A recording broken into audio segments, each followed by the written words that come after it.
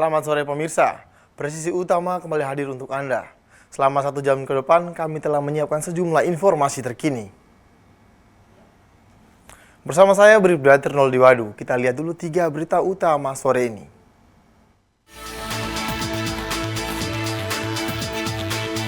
Polres Wonosobo, Polda Jawa Tengah, mengamankan pelaku penganiayaan hingga menewaskan korban.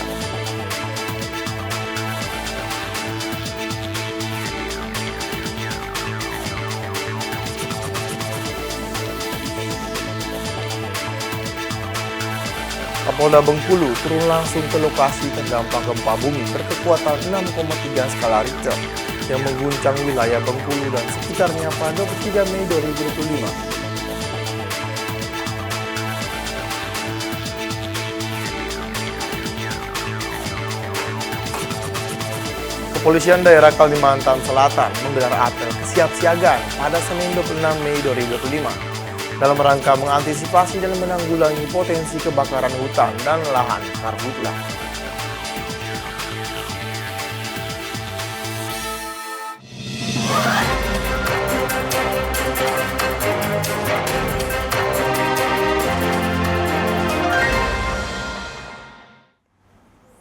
Di informasi pertama pemirsa, Satreskrim Polres Wonosobo Polda Jawa Tengah mengamankan pelaku penganiayaan hingga menewaskan korban.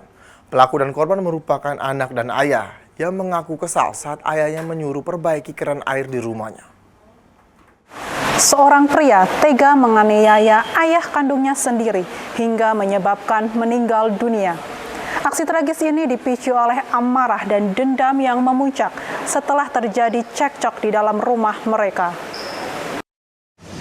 Kami Polres Wonosobo melalui Satreskrim ini sedang menangani peristiwa pidana penganiayaan yang mengakibatkan meninggal dunia sebagaimana tercantum dalam Undang-Undang KDRT dan pasal 351 ayat 3 KUHP yang mengakibatkan korban meninggal dunia.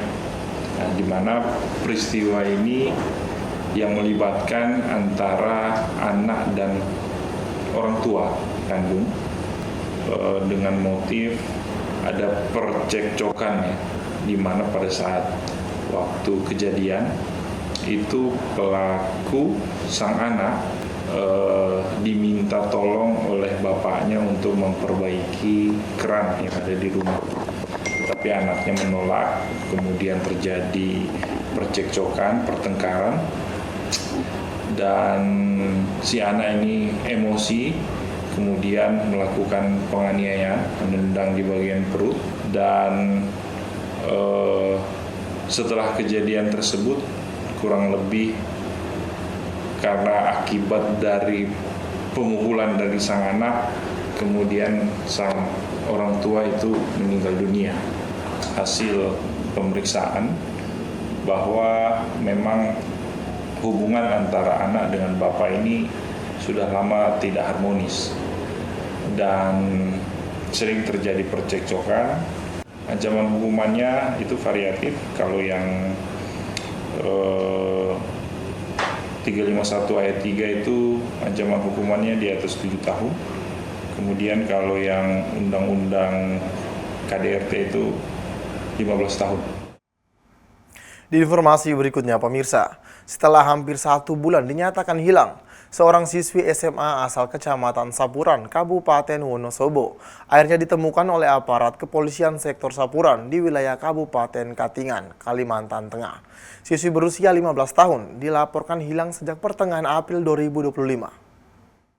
Alhamdulillah kami anggota Polsek Sapuran berdasarkan laporan anak hilang pada tanggal 18 April tahun 2025 sudah menemukan anak tersebut. Jadi setelah kita mendapatkan laporan, kita bekerjasama dengan berbagai stakeholder, dengan masyarakat, kita mendalami petunjuk-petunjuk yang ada, dan pada tanggal 14 Mei sekira pukul 14 WIB kami mendapat informasi bahwa anak tersebut berada di kebun sawit di wilayah Kalimantan Tengah. Akhirnya kita berkoordinasi dengan rekan-rekan Polda Kalimantan Tengah untuk meminta bantuan mengamankan anak tersebut. Setelah itu, pihak keluarga dan kami berangkat ke Kalimantan untuk menjemput anak tersebut. Sedangkan untuk adanya dugaan tindak pidana, hingga saat ini masih kita dalami, karena ada beberapa hal yang memang benar-benar kita dalami dan kita selidiki dengan sedetail mungkin. Mungkin sementara itu yang dapat kami sampaikan. Terima kasih, selamat pagi. Dan pemirsa, untuk mengetahui bagaimana sebenarnya pengungkapan siswi SMA asal Kecamatan Sapuran, Kabupaten Wonosobo, saat ini kita telah terhubung dengan Kapolsek Sapuran, AKP Suryanto. Selamat sore, Pak Suryanto. Selamat sore, Pak. Pak, bagaimana awal mula laporan kehilangan siswi SMA ini, Pak? Ya, awal mulanya kita menerima laporan orang hilang dari kakak kandung korban atau anak tersebut yang bisa kita samarkan mungkin Melati pada tanggal 18 April tahun 2025 sekitar pukul 15.00 WIB. Melati terakhir diketahui meninggalkan rumah pada 14 April tahun 2025 sekitar pukul 06.30 mengendarai sepeda motor Scoopy warna hitam, mengenakan seragam sekolah dan mengenakan sandal jepit. Jadi kami menerima laporan tersebut 4 hari setelah Melati pergi.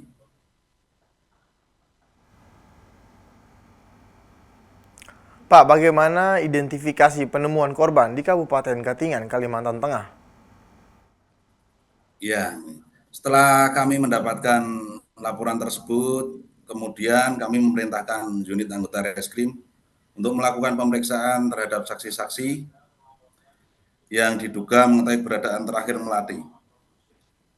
Selain memeriksa saksi, unit reskrim Polsek Sapuran juga mengumpulkan bahan-bahan keterangan untuk dijadikan data. Pada tanggal 20 April 2025, Kanit Reskrim menyajikan data tersebut kepada saya. Dari data tersebut terungkap bahwa Melati meninggalkan jejak di digital. Sehingga saya memerintahkan Kanit Reskrim untuk melakukan pendalaman terhadap jejak digital tersebut. Dari sanalah akhirnya kami menemukan riwayat akun Traveloka milik Melati. Dari akun Traveloka tersebut ternyata Melati pergi menggunakan travel menuju ke Semarang. Setelah dari Semarang, Melati memesan tiket dengan menggunakan aplikasi yang sama, yaitu menuju ke Sampit, Kalimantan Tengah. Kemudian bekerja sama dengan Polda Kalimantan Tengah, Polres Katingan, kita meminta untuk dibantu, dicekkan, terus kebetulan ada, terus selanjutnya kita dikasih kabar. Pak, apakah mungkin ada keterkaitan jaringan TPPO dalam kasus ini?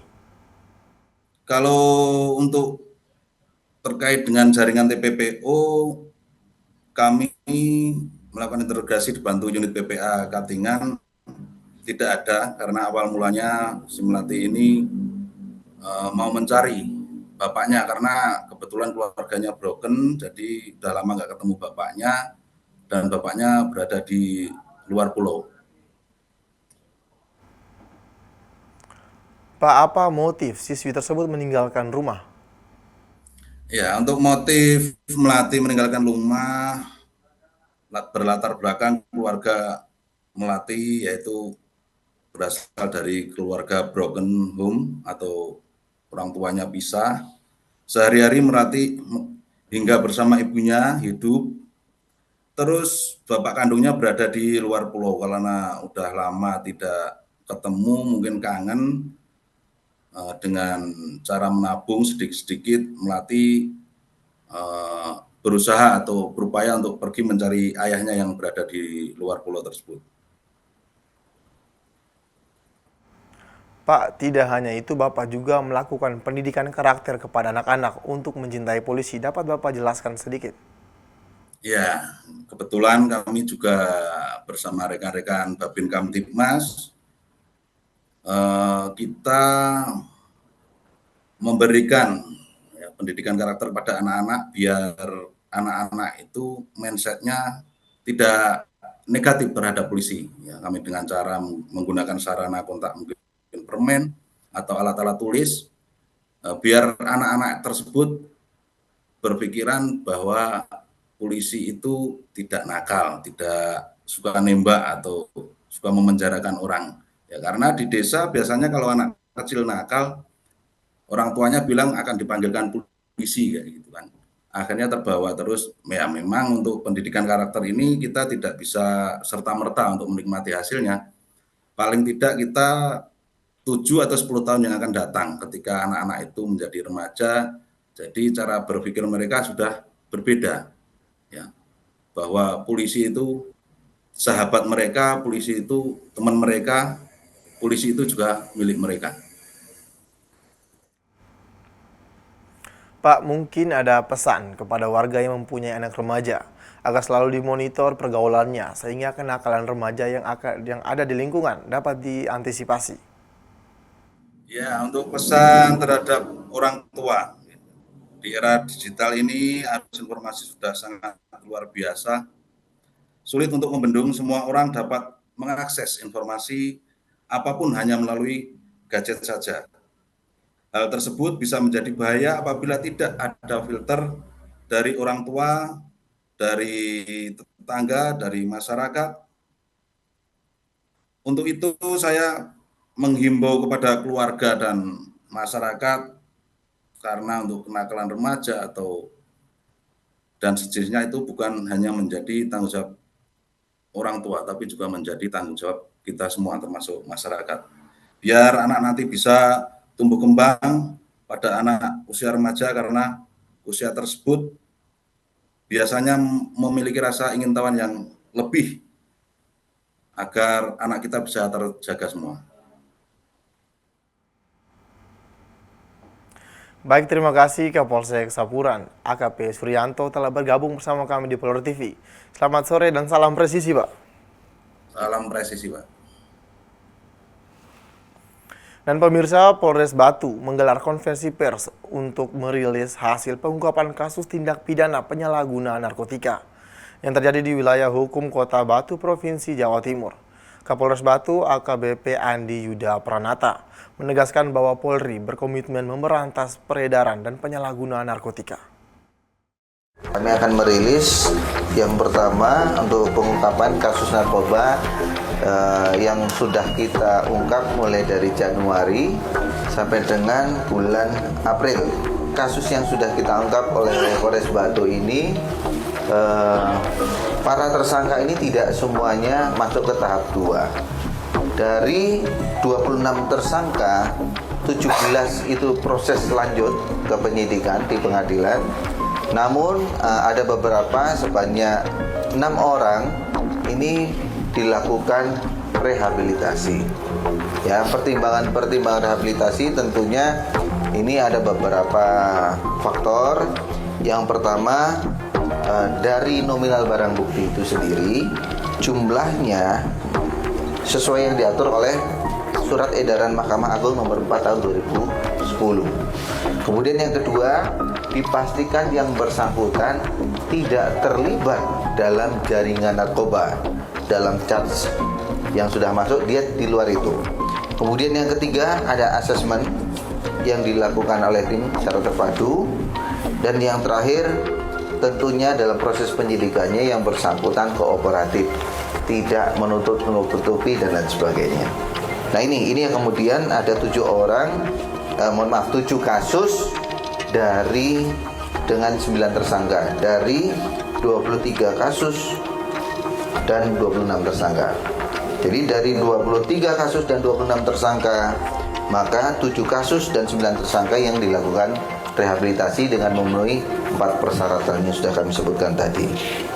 Nah, untuk jumlah barang bukti dari jumlah 23 kasus 26 tersangka tadi, sebanyak hampir 81,82 gram sabu, 294,35 ganja yang sudah terlihat, dan yang terakhir 4.982 butir pil koplo.